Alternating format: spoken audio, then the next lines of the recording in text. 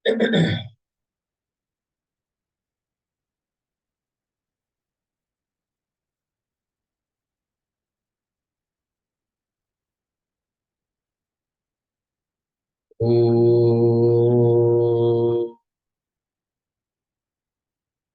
सदाशिवसमारम्भाम् शङ्कराचार्यमध्यमाम् अस्मदाचार्यपर्यन्ताम् वन्दे गुरुपरम्पराम्। ॐ सहना भवतु सहनौ भुनक्तु सह वीर्यं करवावहै तेजस्विनावधीतमस्तु मा विद्विषावहै। ॐ शान्ति शान्ति शान्तिः। Good morning, good evening.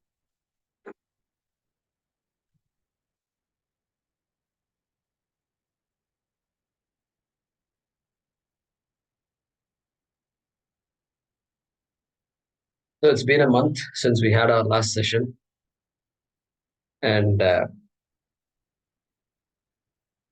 last time we took our discussion further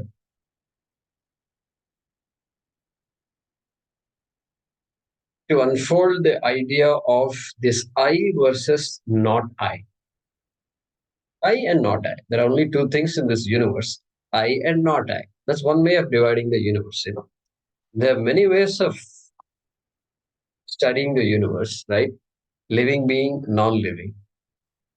And then among living beings, you can say animals, human beings, animals including viruses also. Then, or you can divide it differently also. Many ways of dividing. Terrestrial beings, aquatic beings, and beings that fly, whatever you call them, birds, something like that. Science has a way of dividing. And our Ayurveda has a way of dividing foods. They call it sattvic foods, rajasic foods, and tamasic foods. That's our way of dividing, Indian way of dividing foods. So, like this, we have various ways of studying the universe around us. Universe need not mean faraway stars. It can be even the world around us is also part of the universe. And so we divide like this so that we can get it into our head. When we categorize, then we are able to grasp the subject matter well. Okay. And so, same thing here also. We are entering a subject matter which involves fulfillment.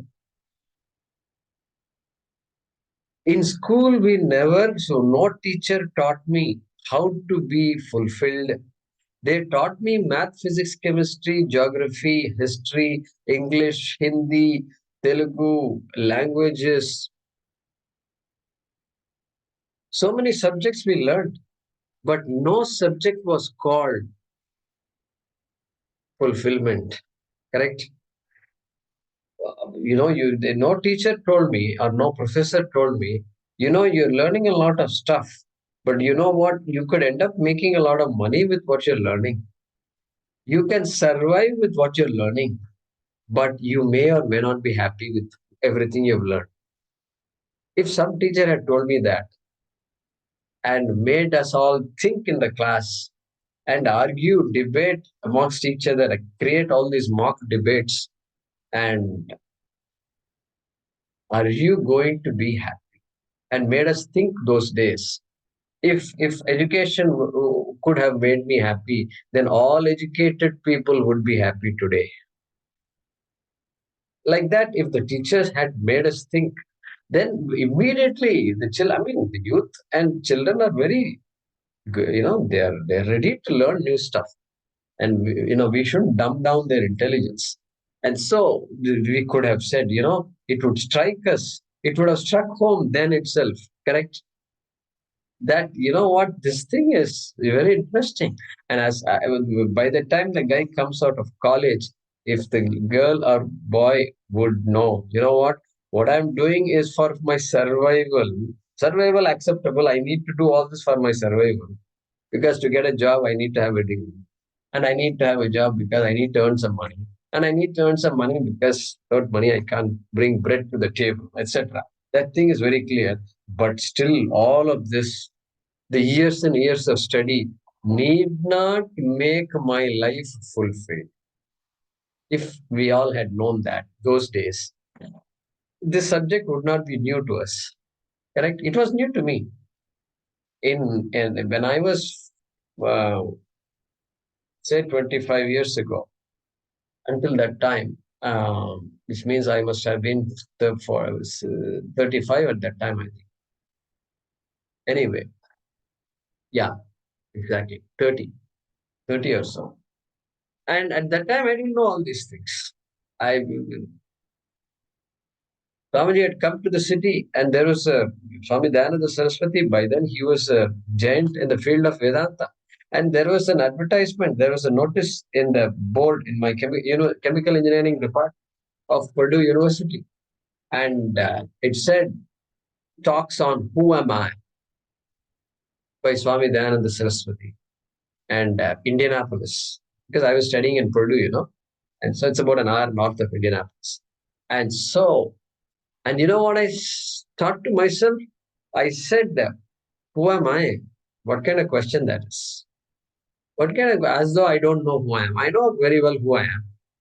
So I dismissed that entirely, completely dismissed it until much later, until 10 years later, when somebody gave me a book by Swami Dayananda Saraswati called Who Am I? I said, wow, this Who Am I is haunting me. And this is crazy. And still it went into this almirah and cupboard, and then it was sitting there for a few years until somebody said, you ought to go to this ashram. You ought to go to this ashram. And then I went to the ashram not knowing what is all this about. Why is all this? Who am I? What's all this? Until he started talking, and the first day onwards, first class onwards, I began to follow the context, and I took to it like duck takes to water. I just jumped head first because I already had all kinds of conflicts. I already all these questions I had. I had these questions, but that somehow there is a time to strike, and the time hadn't come for me, and that's how it is for all of us. And so here, here, last session we talked about the division between. Is there a line between I and not I? That is a question we're asking. And we talked about the commonly understood meaning of I. I'm standing, I'm walking, I'm male, I'm female, I'm hungry. Like this I is used in so many sentences, referring to this complex. It's really a complex, right?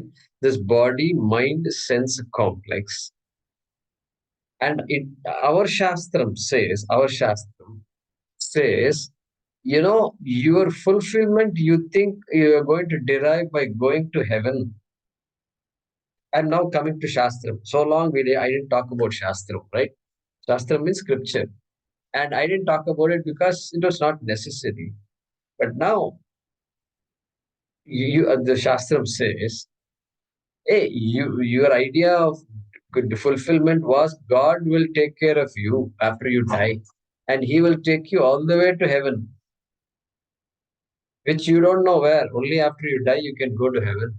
And once you go to heaven, everything will be all right. Forever, you will be in heaven. This is the most popular idea of fulfillment. Correct? This is what fulfillment is. Everybody wants fulfillment. And religion also says we can provide you fulfillment. And our Shastra, which is very unique in this universe, you can't find any other Shastra like our Shastra. Not because our heaven is unique and our gods are unique. No, not because of that. It is because this towards the end of the Veda, there is something called Vedanta, which is also called Upanishad. Upanishad. How many of you have heard the word Upanishad? Yeah, some of you heard the word, and we all Indians have heard the word. We may not know what it is, but we've heard the word. And so that Upanishad says any place or anything cannot be going to that place cannot lead you to fulfillment, even if that place is your favorite heaven, heaven that your religion talks about. Nedam yadidam upasate. In one stroke, it demolishes all religions, all heavens, one stroke. And that will make sense to the person. It will make sense only to some people, not to all people.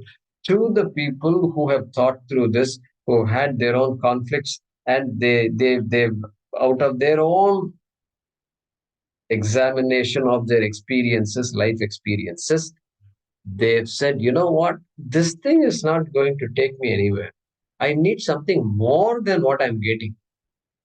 And my what I want is not there in what it's not there in my house. It's not there. I'm never going to get it. Why I'm never going to get it? Because my whole life is based on doing something and getting something, doing something and getting something. These are all finite things. These are all finite. What I'm looking for is infinite. Permanent fulfillment means infiniteness. Something that has to last forever. There is nothing in the universe that lasts forever. Even these mountains, Nilgiri mountains, right here you can see Coimbatore is this particular area is very beautiful. Picturesque because you can see mountains. It's not flat like Houston, Texas, flat. And so here it's much better. These mountains also, even though they've been there for not even tens of thousands of years, not more than that, still they're also changing. They're also changing, constantly changing. There is wear and tear. Mountains also undergo wear and tear, correct? And so nothing in this universe is permanent. The same Shastram says that. But then, if nothing is permanent, how am I going to seek permanent fulfillment? I want a fulfillment that is permanent, everlasting, not temporary. Agama Pai, we call it in Sanskrit. Today I'm happy, tomorrow I'm sad. Now I'm happy, now I'm sad. This is not going to cut it for me. Okay, so that's the background. That's why we've been doing all this. We have eliminated all the basics of trying to get fulfillment from the obvious things like family, like a home, like a job profession that earns a good salary, like good health. All these things are typical things that people need. Need. We are not denying all this. We're not saying you can't have a good house and this and that. That's okay. But that's all within the transactional world. That is not, there is no connection between any of that and permanent fulfillment. This the Shastram has to come and tell us, isn't it? And then when we probe the Shastram further, and the Shastram says, yeah, there is something called permanent fulfillment, and that's your nature, your true nature, your true nature, your true nature. That means what? It means you have confused you have a confused sense of self identity. When I use the word I, the first person singular pronoun I, I. I'm this, I'm that, I did this, and I say, there is a confused sense of identity because I don't know really where I'm placing the I. As long as nobody questions, everything seems okay. You're intelligent, I'm also intelligent, you're smart, I'm smart, and we can lead a interest in life and then move on.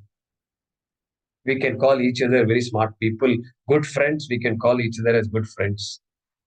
But then all of us are confused. when it comes to this I, and because nobody asks this question, we all pass as intelligent. Correct? They say the two-eyed person is the king of the blind people, right? Because something on the one-eyed person is the king of the blind people. Yes, everybody is blind, and the guy who has one eye is able to see so much. And so that's what the Shastra is telling us, all these things. Therefore, the journey is going to be what? The journey to permanent fulfillment is going to be one of self discovery. No other religion is going to say this. No other religion. You can mark my words. If you find a religion, you please let me know. I'd like to study more about that religion. And in fact, that is why, because of this particular unique aspect, our our religion is not called a religion, it's called a dharma. It's called Sanatana Dharma, means a dharma that is permanent, knowing full well that that same religion said there is nothing permanent in this universe, still it calls itself as permanent. Why? How can anything be permanent? Even a scripture will not be permanent, really speaking. Okay, these are all important topics. We need to it's the human mind that needs to own up to all these things. And so that's where that's the beauty of this particular subject matter. And so Sanatana Dharma, why? Because that self, that you, the real you, the real you, which is strange because all along we've been interacting just fine. I've been just fine. Okay, I had a lot of problems in life. Traumatic situations were there. So many things up and down were there. But nobody ever told me you are confused about yourself. I'm confused about a lot of things in life. It's possible. I'm confused about how to relate to my own family members.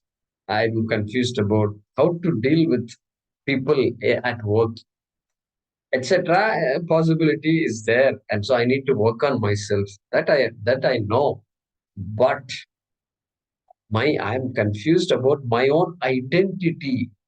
Fundamentally, who I am confused about. This is what the Shastram claims. Okay, that's why we've been coming this far, talking about I versus non-I.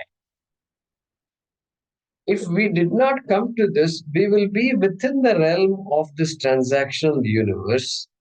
And when I want to seek fulfillment in that transactional world, then I have to rely on psychologists. I have to rely on motivational speakers. I have to rely on wise people who can help me see how I can improve myself emotionally.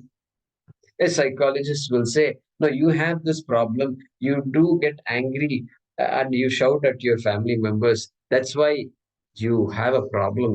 I think you are the problem at your home. I think you need to fix yourself first instead of blaming everybody else in the family. The psychologist has a right to say that, correct? And then I have the frame of mind to accept what he or she says. And then I can ask, well, what should I do? Yes, I have a bad temper. Yes,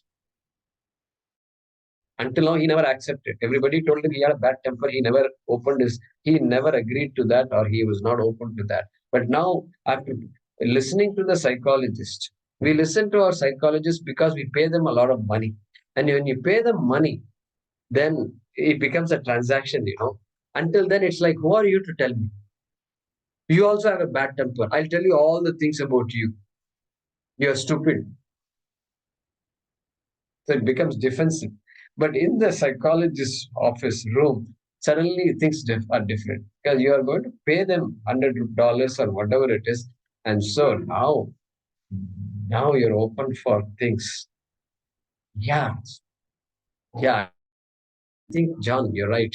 I've been, I may not accept other people have been telling me, but yeah, I think I think I suspected this could be the problem.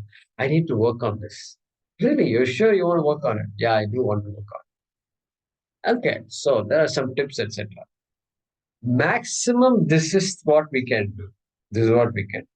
It will help my life. It will improve my life, no doubt. And family members will be very happy that I'm working on myself. Finally, dad is working on that himself. All along he's been shouting at us.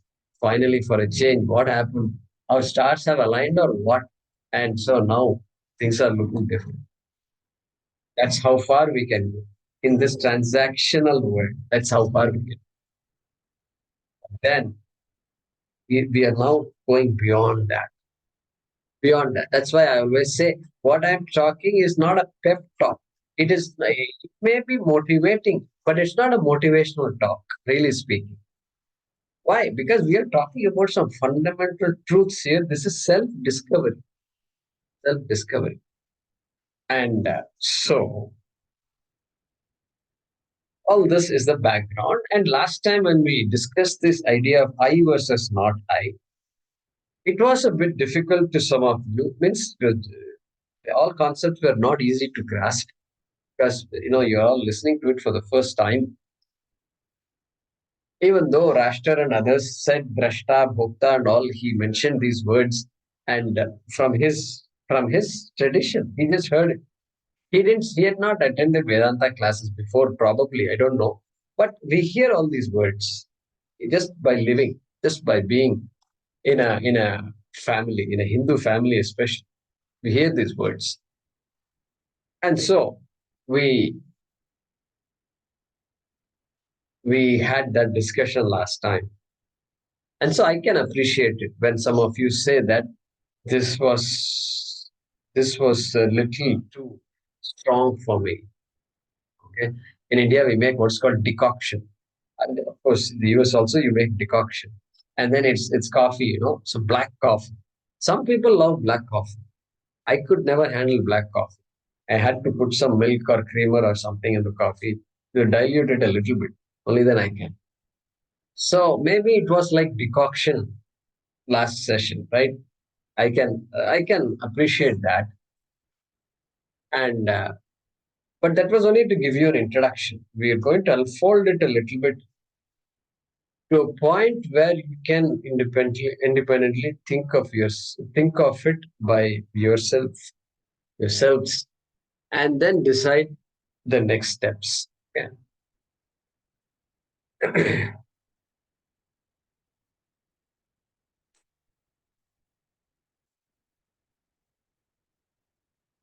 So this problem we are honing in. We are doing an assessment of the problem and we assessment of the symptoms. The symptom is non-fulfillment, and what we desire is complete fulfillment.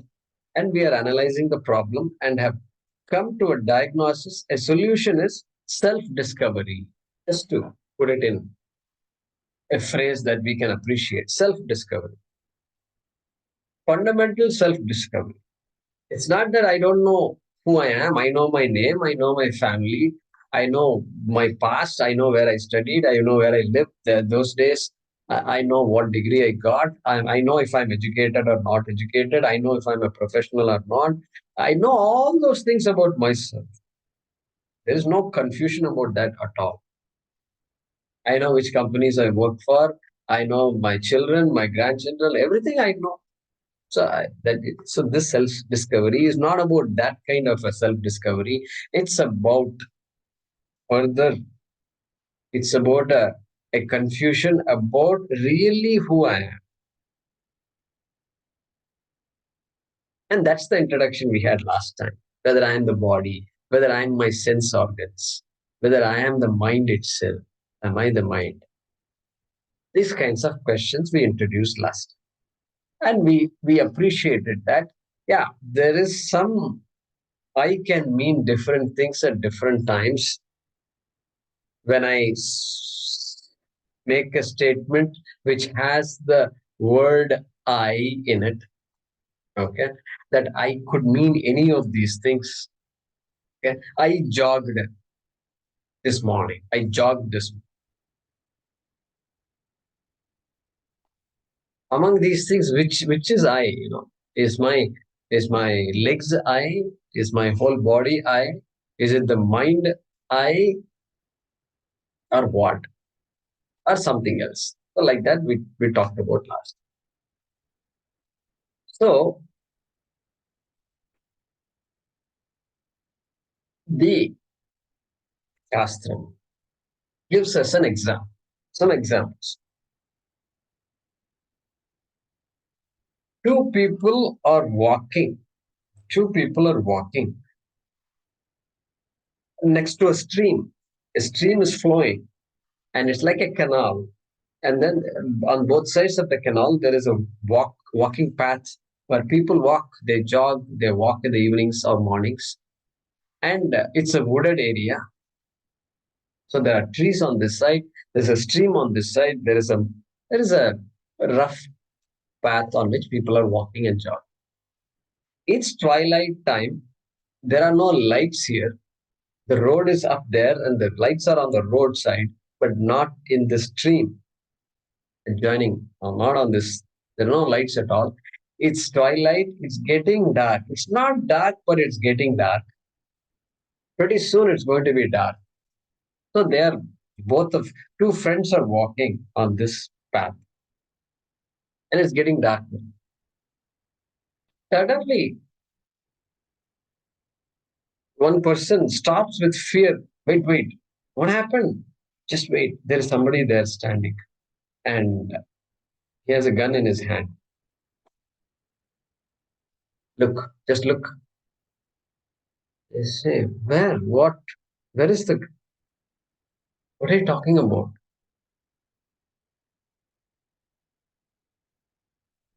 Then this other friend says, hey, that's a tree. That's just a tree stump. It's not a full blown tree, but it's a tree stump. And just and is that what you're referring to? Oh, yes, that's right. Oh, okay, it's a tree stump. I mistook that to be a person holding a gun. Okay, because it's twilight, it's hard to see. For this guy, it was hard to see, but for the friend whose eyesight is very good, and for that person, it was not hard to see at all. It was very obvious that it was not a person holding a gun. So this is one example where my experience is based on what I see. Obviously, our experience is based on what we perceive. Okay, and and if the perception is right, then there is no choice but to have that experience. But if the perception were wrong, then there is a possibility of correcting the perception, thereby removing the symptoms of the perception. What are the symptoms in this case? That this guy was afraid and he stopped dead on his tracks like this. He was scared. And if the perception were corrected, like it was corrected in this case, after that he's back to normal. Oh, okay. Okay. Now, another example. Another example. There's a guy who opens the door and then suddenly jumps back. There is a snake, watch out. There's a snake, watch out. And then he cautions, he goes back. And then he's just inside because he doesn't know what to do. There's a snake and he's nervous and he doesn't know what to do. This is an example. Somebody is walking, somebody is knocking on the door. What? There's a snake outside, watch out. Knock on the door again. And eventually, this guy slowly opens the door and there's a snake outside, watch out. What happened? It must have gone. What snake are you talking about? Are you talking about this pipe? This water hose? Is that what you're talking about? Oh, it's a water hose. I see. So there is an example where The experience is proportional, is commensurate with what you perceive. If you perceive a water hose, there is no fear. But if you perceive a snake, if you perceive a snake, even if there was a real snake, there is fear. And if you perceive a snake where there is no snake at all, then also there is the same fear. Correct? So the Shastram says, your lack of fulfillment, which means fear, insecurity, and all the things that come under lack of fulfillment, all that is a result of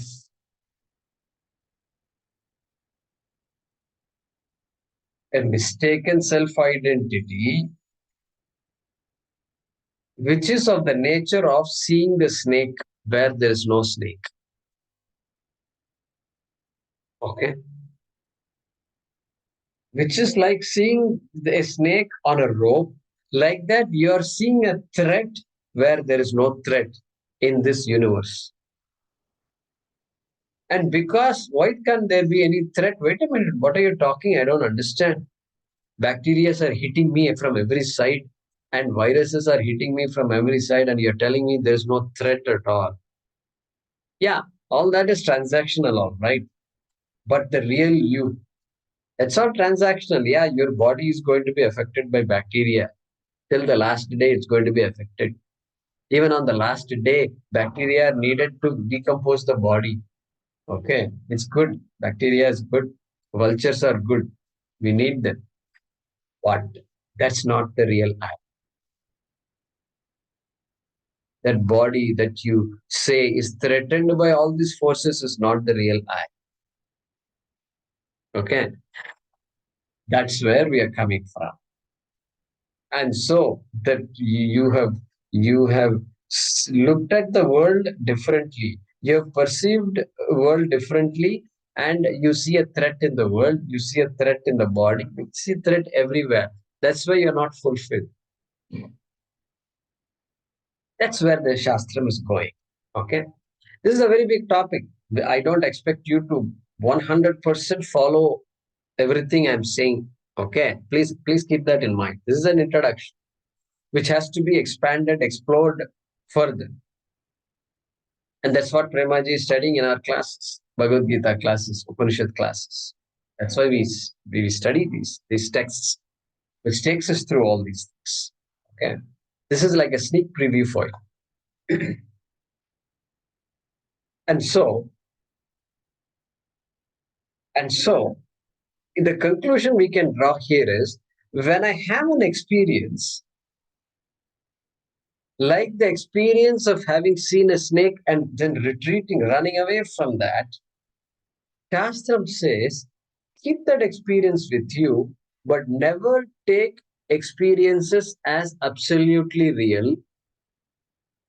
Take experiences for what they are, but always inquire into the experience to find out what is the nature of the experience, what is it that caused my experience.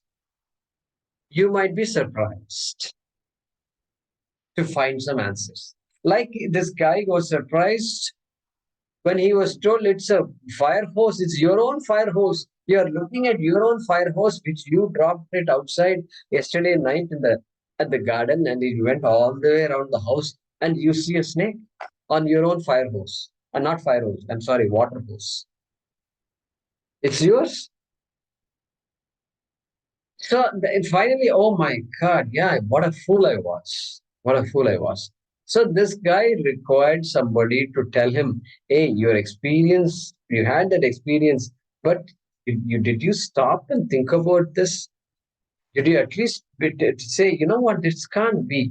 Let me carefully look at this. At least open the door carefully and then use a flashlight and then look at it and see what is there. If you had done that, you would have come to know yourself. So use the experience as a starting point for inquiry, but don't, don't take that as absolutely real.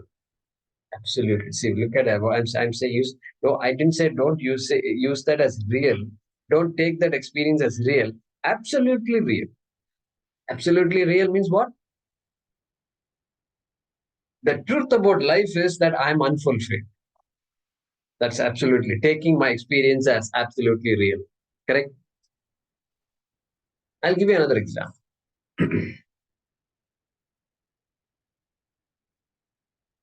The sky. We know so many objects in this world. Okay. From small things like this pen and table and books and all that. And then all the way to the trees and then the mountains and then the moon. Okay. And then the sky also. Correct? Sky. Sky is also an object. Correct? Yes or no? Sky is an object. But really speaking, there's no object called sky. It's a vast expanse, my dear friends. But we are now saying the sky is an object. And on top of that, we say blue sky. Just like I say, this is a blue pen, right? This is a blue pen because it has blue ink in it. And we say it's a blue pen. Like that, a pen is an object and it object has can have a color and form. And so this has a form and color, no doubt. The sky is not even an object. We take it all as an object. On top of that, we give a color to a non-existent object, and then we take it all for granted. Blue sky. Today the sky is clear. Today the sky is cloudy. At least clouds are there is an object called cloud. It's water vapor condensed. It is it's some kind of water vapor out there.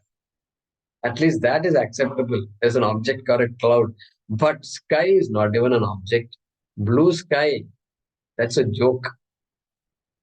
It's a joke, really speaking.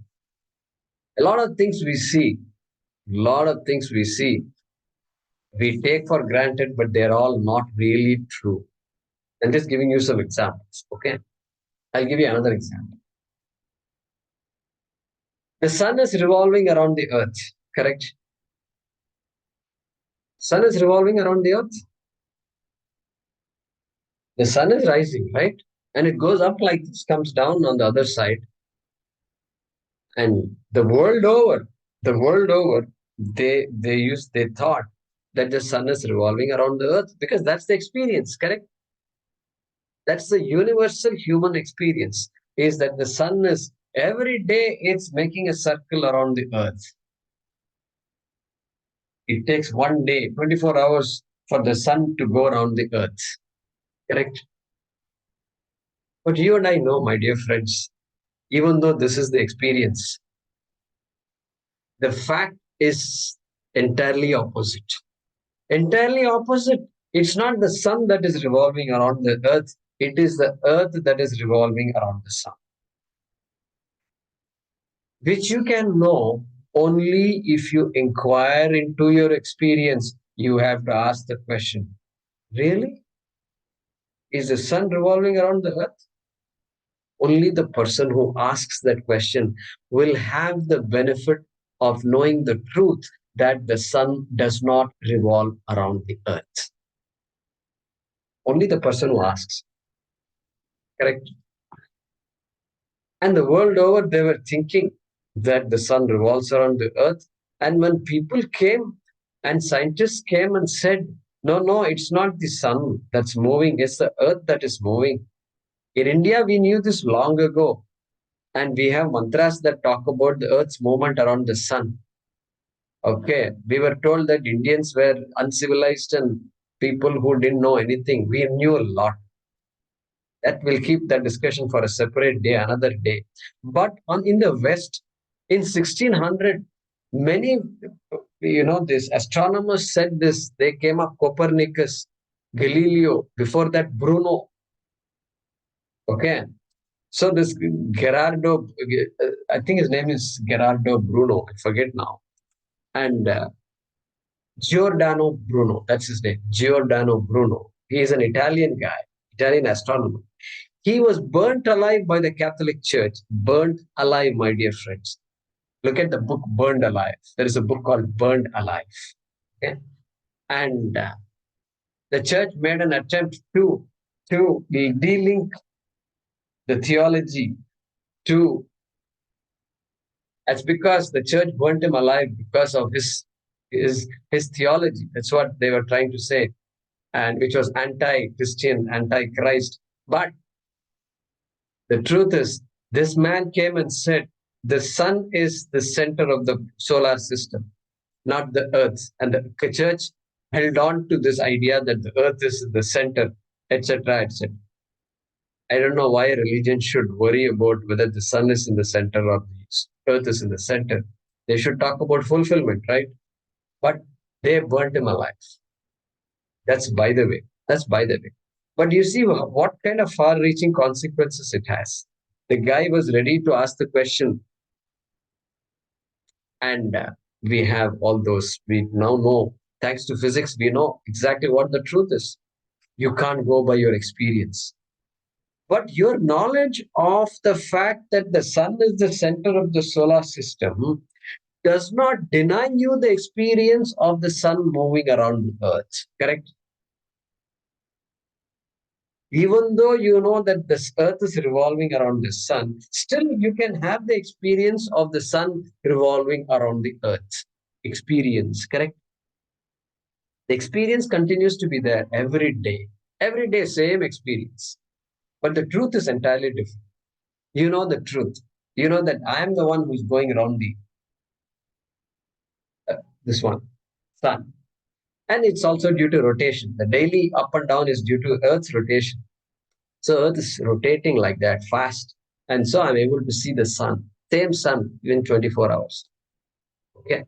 So this is, the Earth is flat. Yes or no? Yes or no? The Earth is flat. People thought the Earth was flat until somebody had to come and say the Earth is not flat. How do you know the Earth is round? There's no chance. You and I have no chance of knowing the Earth is round. Is it possible to know the Earth is round? No, a human being can't, because we don't have the means to prove that. Only the teacher had to show us this thing, and this is Earth. This is where you're living. And this is your planet, and that's the sun. This is the moon. This small moon that's moving around the Earth. The teacher has to show with all these pictures. Only then it hits us. Only then we begin to accept the earth is round. Otherwise, the earth is flat. Experience. Experience is earth is flat. What is knowledge? Knowledge, earth is round. Experience, sun is revolving around the earth. Knowledge, sun, earth is revolving around the sun. Okay. So like this, we have lots of examples. That tree it's a small shrub. Then you go closer and closer, and it's just far away, and it turns out it's a big tree. It's not a small shrub, it's a big tree. Experience, small shrub. Knowledge, big tree.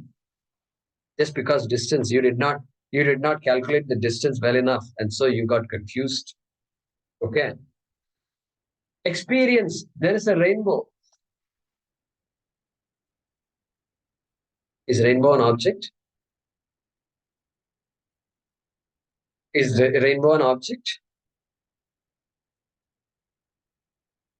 You can unmute yourself. Is rainbow an object like the pen? Is rainbow an object like this book? No, No. no. Can you believe this? It's not an object. Yet you can enjoy the experience of the rainbow. Yet you can call your friends and say, look at the northeastern sky. There is a rainbow. It's always semicircular, like this it goes. It's never a full circle, and it's the same semicircle, but it's not an object. It's not an object like your bangle, where there are all these circles, colorful circles that are there, and red color circle, green color circle. There is really no circle there at all. It's not an object at all. It is just an illusion. It's an illusion to the eyes. There's really no object at all. So experience, there is a beautiful rainbow out there. Knowledge, After the rain, the light from the sunlight is refracted, diffracted. There are so many scientific words, and then it reaches your eyes, and then your eye is perceiving all these colors. Really speaking, there are no colors there also. Okay. Experience. There is water out there. Knowledge. No, it's called a mirage. There's really no water there. It's a hot day, and that's how you'll see. How did you know all this? My teacher taught me. Correct? Mirage. Otherwise, you won't know. You won't know it. Experience. My God, I inserted a spoon in the glass of water and the spoon bent. The spoon got bent. How many of you have this experience of spoon getting bent?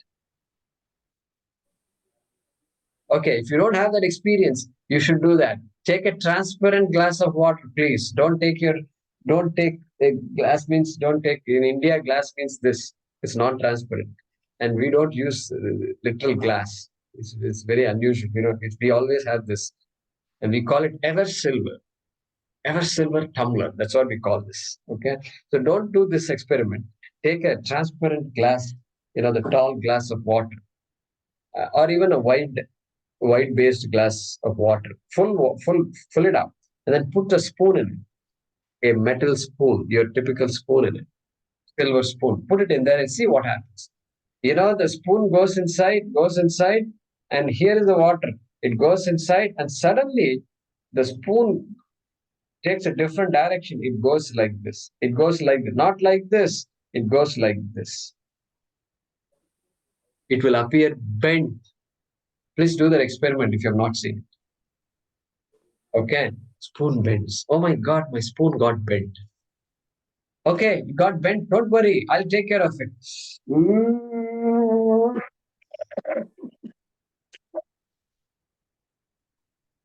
Is this bent now? No, it's not bent. What magic you did? Thank God for you. The spoon is not bent. It's not thank God for me. It's an illusion. It's an illusion. Experience, bent spoon. Knowledge, unbent, straight spoon. Correct? I'm just giving some examples. Okay, it's about 40, 50 minutes now. 15 minutes. I want to give you even more examples. We can do that in the next session. Why did I start giving examples like this? That's because the Shastram talks about fulfillment, permanent fulfillment, and it gives one or two examples like this to help us see that, you are seeing things and you have a particular experience of sorrow, happiness, sorrow.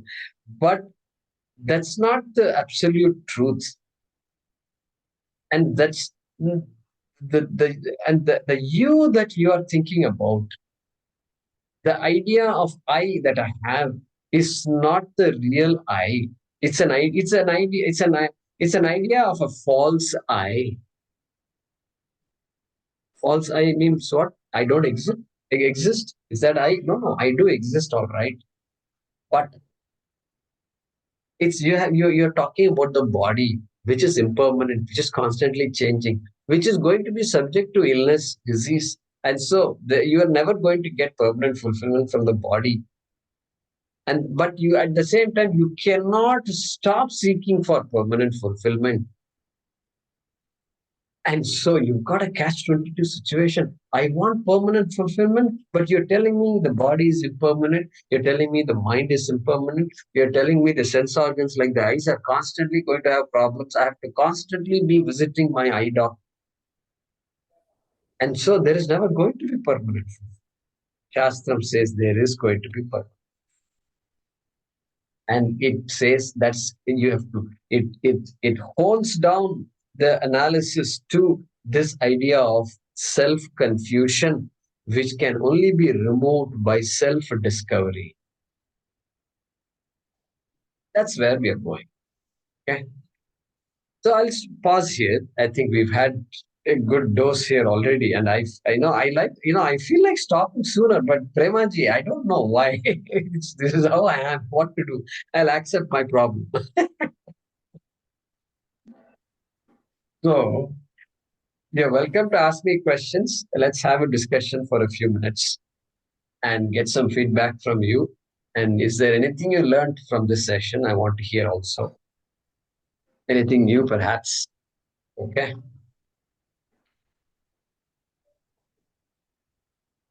Let's have a.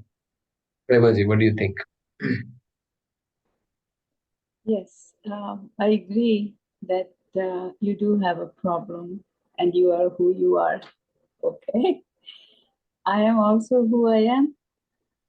So, unless it's my direct experience, like if I touch something very hot and I feel the heat, it's still just a concept to me. So, like that, when you're saying the real I and the true I and the imposed I, and I am understanding it in a very strange way, but I'm not really getting it. I'm just believing you and saying, oh, Guruji said it must be true, or the scriptures said it, so it must be true. But how do I make it real for myself? That is, you're calling knowledge, you're calling that knowledge. Even as I'm seeing the snake on top of the water hose there, it is imaginary. It is something that my mind has produced and caused fear, and that is the reaction. But when you see it, you have a different perspective, and you either it's a preconceived notion in my that it's a snake, or you already have a clarity which I don't have. So where am I, and will I ever get out of it? It is very frustrating. So rather than these sessions making you elated and happy, it's actually making you frustrated. Is that it? That's a good one. Did I caught you right there. I caught you right-handed. I came in with a lot of excitement. Now I'm going away frustrated. Correct? See, Rekha is laughing. She understood my joke.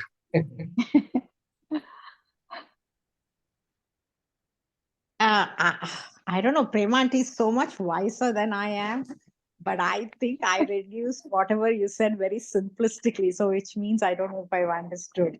I just thought life, any experience in life, don't take it too seriously. You know, whether it's a snake or a water hose, don't take anything too seriously in life, and then you will be able to live life better, you know. Whether it is joy or sorrow, don't take anything seriously. It's easier said than done, you know, but we take everything super seriously and then we get upset. Yeah. So there are. So that's a view, and the view is if you don't take it things seriously, then you are either never you will never get elated, neither will you get depressed. Okay? It's a way of managing our ups and downs. What Rekha ji just now said is a way of managing our ups and downs. It's a smart living, no doubt. No doubt. Don't take it seriously. Means what? Means when things are really going well, don't enjoy. Meaning don't take it seriously means what? No, no, you're not enjoying. No, no, no. Think about the opposite. Think about sorrow when you're supposed to be really happy and neutralize all the happiness by sorrow and then be normal. Don't smile. Don't laugh. Don't share your happiness with others. Is that what you mean? No, no, no. Wait a minute. I want this and I want that also. This is the problem. Human predicament. We can't do all that. We can manage. Okay. Use small life. Jump up and down for a little bit. Don't jump up and down for 10 minutes. Just 1 minute you jump and then come down. Okay. That's it. Don't go overboard. I know. Don't go. That's what Rekha ji is saying. Okay. So these are all ways of managing. What we are talking about is not management of sorrow. We try to, there is something, some truth that if we know it is supposed to free us completely, correct? That's what we're after.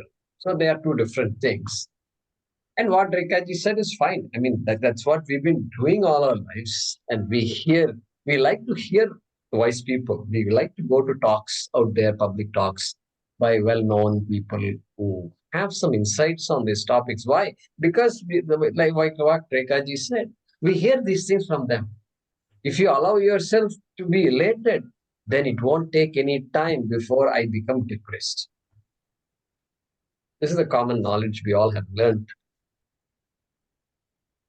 And I hope Rekha appreciates that what we are talking about in this, what we are going towards is not in that category, correct? Okay. I'm very happy Rekha nodded her head. Makes my day today.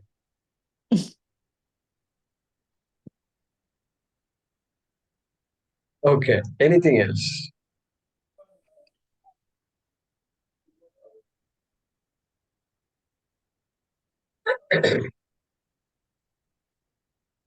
And we have a list of questions to Premaji. It's there on my computer. I'm looking at the questions you sent me.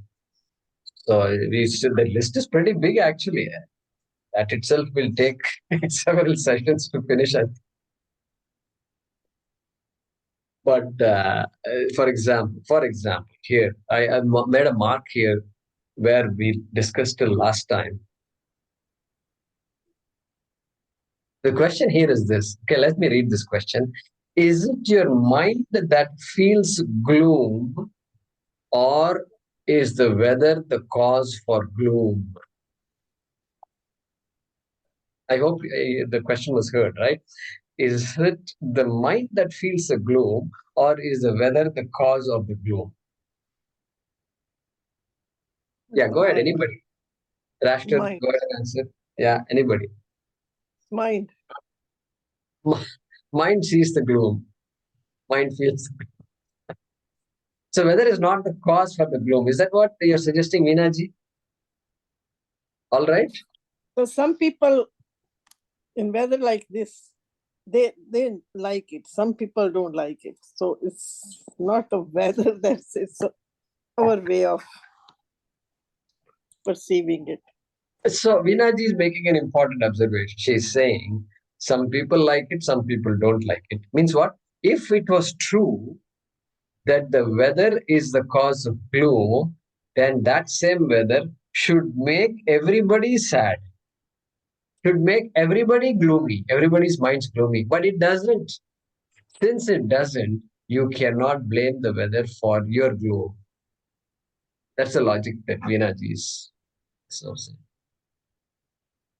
Yeah, Rashtar has raised his hand. Go ahead, Rashtar. Yeah, Piyushi, namaskar.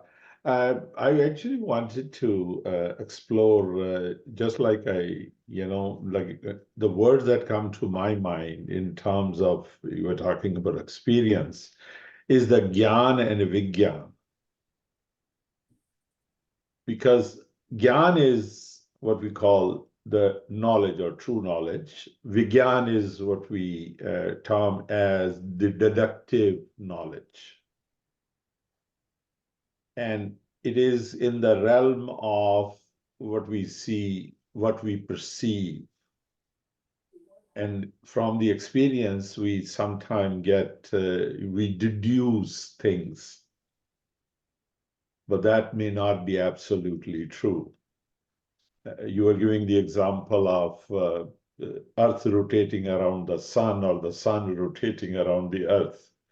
Again, in the what I call the Western world, they have been teaching the absolute supremacy of science, which we call Vigyan. So, your thoughts around these words? Right. So again, Rashtarji has brought some words which are commonly used in our texts. Okay, very commonly used. We happen to be talking in English because of having been colonized and then leaving the country and whatnot. English became a language, lingua franca. I think that's what they say. It became the common transactional language for us. If that weren't the case, we would be using those words called jnanam and vijnanam.